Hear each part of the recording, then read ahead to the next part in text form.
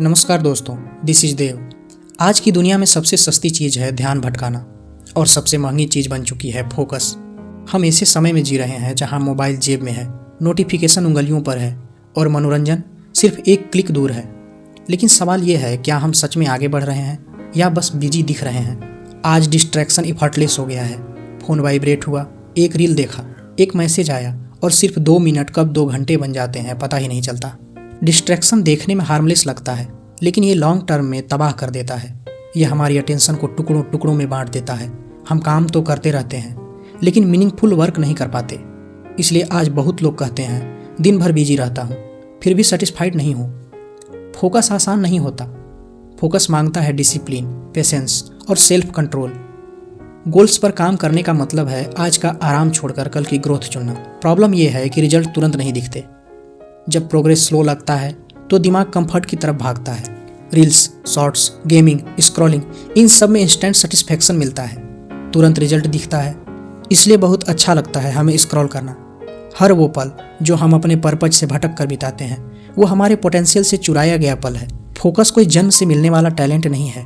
Focus एक habit है जो रोज प्रैक्टिस से बनती है।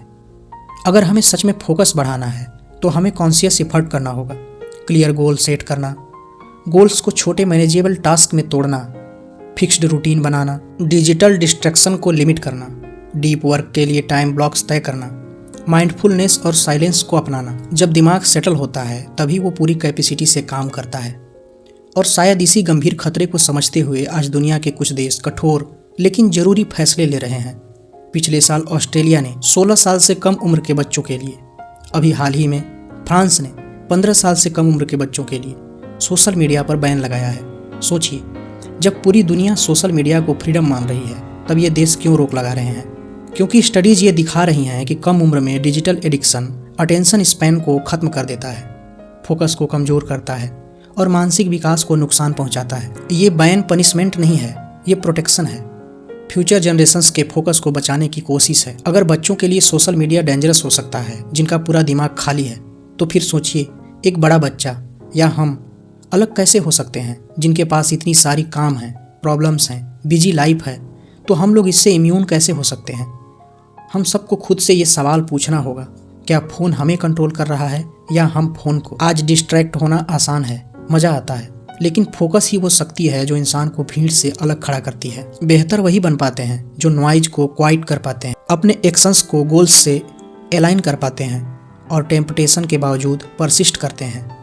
जब हम फोकस चुनते हैं तो हम प्रोग्रेस चुनते हैं, और जब प्रोग्रेस चुनते हैं तो हम उस फ्यूचर की तरफ बढ़ते हैं जिसे हम सच में बनाना चाहते हैं। याद रखिए, डिस्ट्रैक्शन कंफर्ट देता है, लेकिन फोकस ही लाइफ को डायरेक्शन देता है।